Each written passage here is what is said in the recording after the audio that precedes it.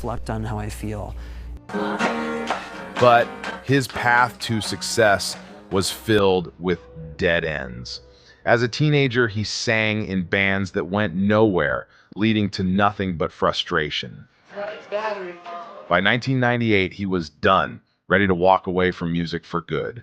Things weren't happening. The grind had taken its toll, and Chester almost gave up on his dream. That is, until he auditioned for a group that would later become Linkin Park. We went through a period where we kind of didn't know what we wanted to do with the band. Like the singer we had been playing with was transitioning out, and we didn't know if we wanted to continue. If we wanted to continue, if we wanted to continue just the 5 guys, or how that would even look or work out.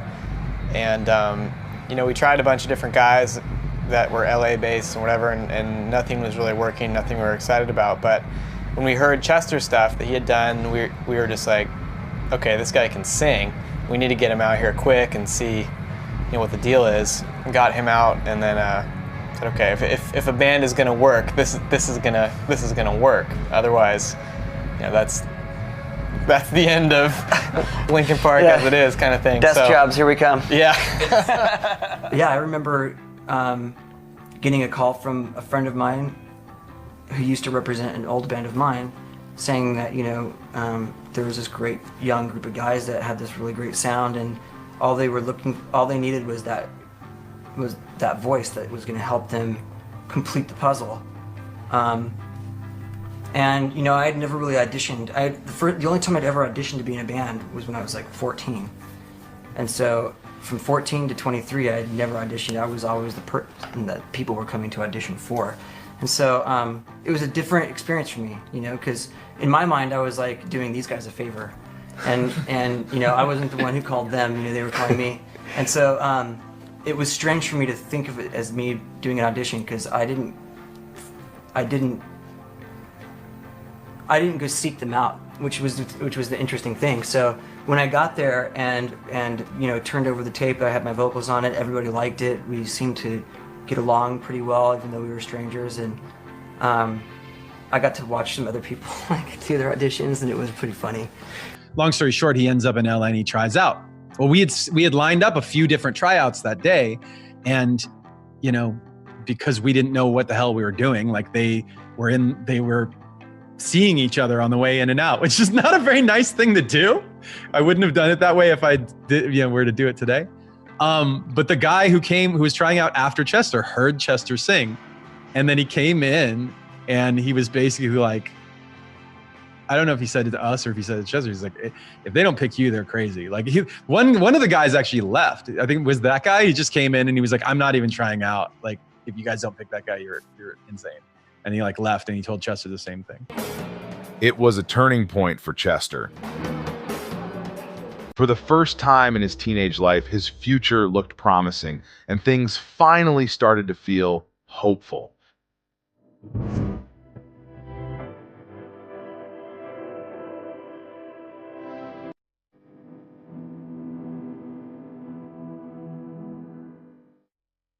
The band wasn't happy with the material they had, so as soon as Chester joined, they got straight to work writing new songs.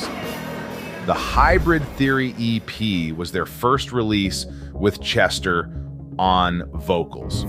Chester came out to LA just like having started in the band, and he was like kind of living out of his car and deciding, do I want to be in this band? Do they want me in this band? Like, how does it work? Before we'd started working together, Chester had never really screamed on a song. He sang. He didn't like do what he ended up doing on Hybrid Theory. We discovered that together. Talking about the EP, Mike Shinoda said, "It was a small project we put together when Chester first moved to California. It was the first time we were in the studio together.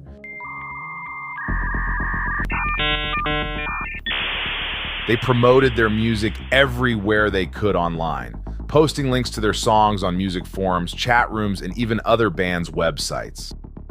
Drummer Rob Borden shared, "I'd tell everyone in the band to recruit 5 or 6 people a day online. We'd go into Korn's chat rooms and say, check out this cool new band called Linkin Park, acting like we weren't actually in the band.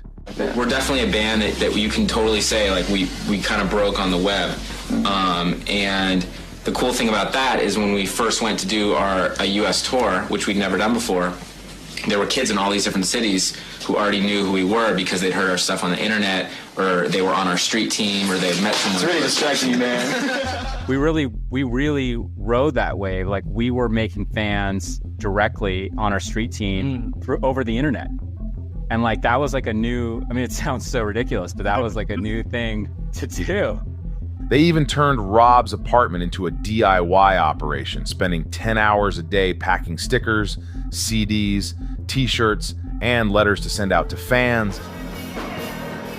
Even with all the buzz and excitement around it, no one could have predicted just how massive Hybrid Theory would become after its release on October 24th, 2000.